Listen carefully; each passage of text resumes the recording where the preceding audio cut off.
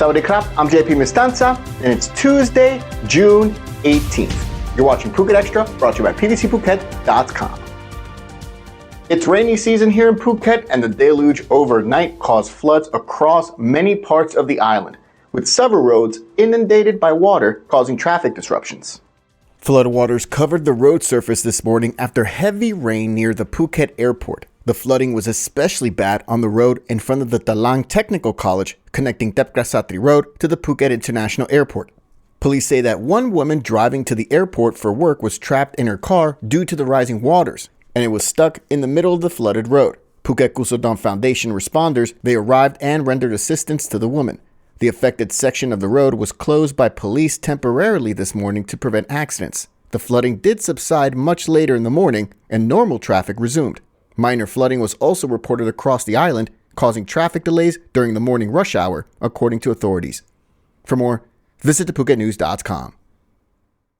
Same-sex marriage, along with all the rights that come along with it, is being put to a vote today in the Senate, with Thai lawmakers tipped to vote in favor of the new legislation, which would make Thailand the first country in Southeast Asia to publicly recognize marriage equality. The upper house is expected to approve the legislation today, according to widespread Thai media reports, but this doesn't mean that the law goes into effect right away.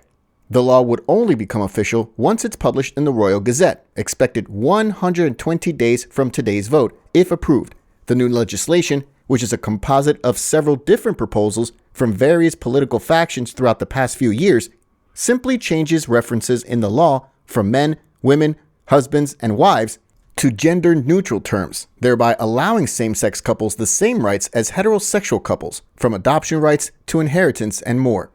At the time of this reporting, the vote had yet to take place. The Premier, Thaksin, has been a vocal supporter of the bill, and activists are set to hold a rally this evening in Bangkok. If approved, the new legislation would make Thailand the first in Southeast Asia and the third in all of Asia to recognize marriage equality, after Nepal and Taiwan. India came close in October, but the Supreme Court referred the decision back to Parliament, according to the AFP. For more, visit thephuketnews.com. Phuket's ongoing traffic crisis is the reason behind the Phuket Land Transport Office, the PLTO, officially lifting the ban on new taxi drivers registering on the island. The ban's cancellation came during a meeting at the PLTO office in Phuket town, all aimed at mitigating the increasing traffic on the island. The ban did not allow new taxi drivers to register on the island, and while it had been announced by Phuket Land Transport Chief Achabuachan, he never publicly confirmed when the ban was brought into effect. Still, that didn't stop him from now citing the Constitution as the cornerstone of such a ban not being allowed to be in place, despite the fact that he had proposed and adopted it sometime earlier this year.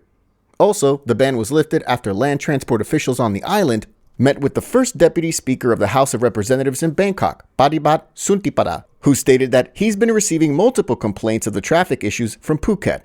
Phuket Provincial Police Deputy Commander, Police Colonel Pasakon Sontikul, who was at the meeting when the ban was lifted, has long held the belief that Phuket should have good mass transit to reduce the number of cars on the island.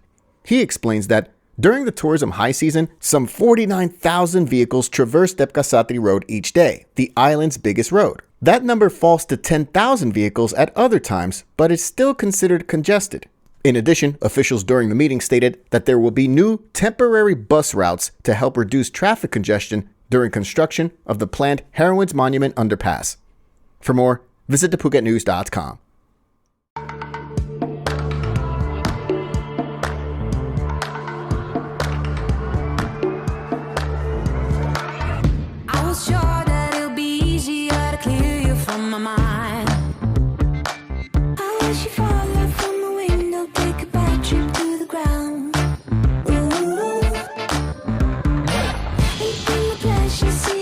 Just before you break a bone.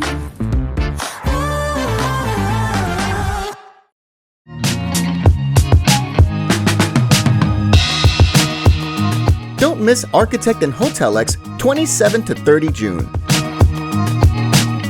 3 lives in 3 days as 2 more people lost their lives in the waters off of Phuket this past Monday morning, including a 44-year-old American man and a 48-year-old Thai woman, this time on Mai Khao beach. Police stated that the incident took place just before 7 a.m. on Monday in Mai Khao beach as the body of both people were brought back to shore, and despite rescue workers' best efforts, the two did not survive. Authorities believe one of the two encountered serious difficulty in the waves and the other went in to help them, with neither of the two surviving. They entered the beach before lifeguards arrived, according to officials, who noted that the red no-swim flags were already posted along the beach overnight, but higher up on the shoreline. The Phuket News is withholding the names of the man and woman until it's been confirmed that their next of kin have been notified. This incident comes 2 days after a 63-year-old Russian man drowned after entering the waters off Surin Beach at about 3 p.m. on Saturday. Lifeguards told police that the man came to the beach alone and ignored a red no-swimming flag to enter the water. For more, visit thephuket.news.com.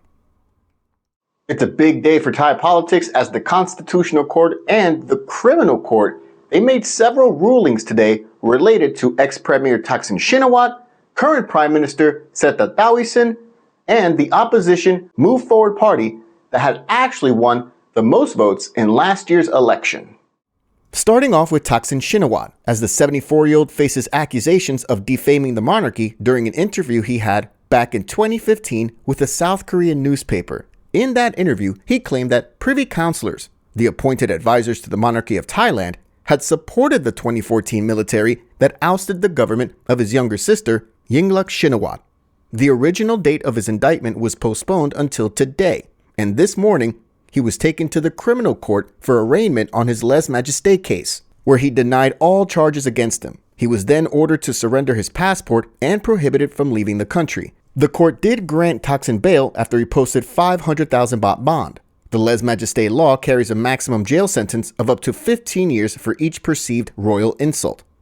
On to the current Prime Minister, Srettha Thavisin, who is facing an ethics case that was brought forth to the Constitutional Court by a group of 40 caretaker senators. They claim that Srettha is not fit for office because he appointed Pichit Chuanbam to a cabinet position as Prime Minister's office minister.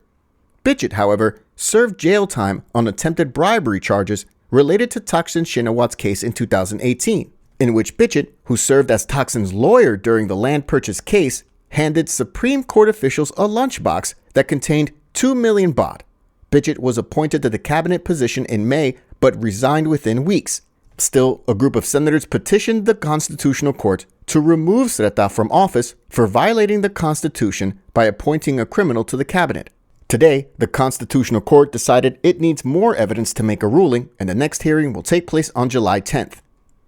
Then there's the case of the opposition Move Forward Party. In the run-up to last year's general election, the party had clearly stated that they would aim to amend the lèse-majesté royal defamation law, largely by decreasing the prison sentence from 15 years for any perceived royal insult. While the Move Forward Party won the most number of seats in parliament, it failed to get enough votes from the military-appointed Senate and were unable to secure the prime ministership last year. Months later, the Election Commission ruled that the party's lèse-majesté reform proposal was an attempt to overthrow the constitutional monarchy. As such, the EC then petitioned the Constitutional Court to ban the executives of the party from engaging in politics for 10 years and to dissolve the party.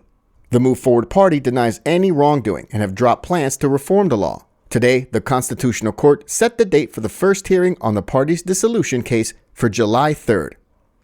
And finally, we come to the Senate election process, which the Constitutional Court today ruled was a lawful process. Previously, a group of caretaker senators that were appointed by the previous military junta had petitioned the court to halt the process to select their replacements, stating that the Senate election process was unlawful and cumbersome.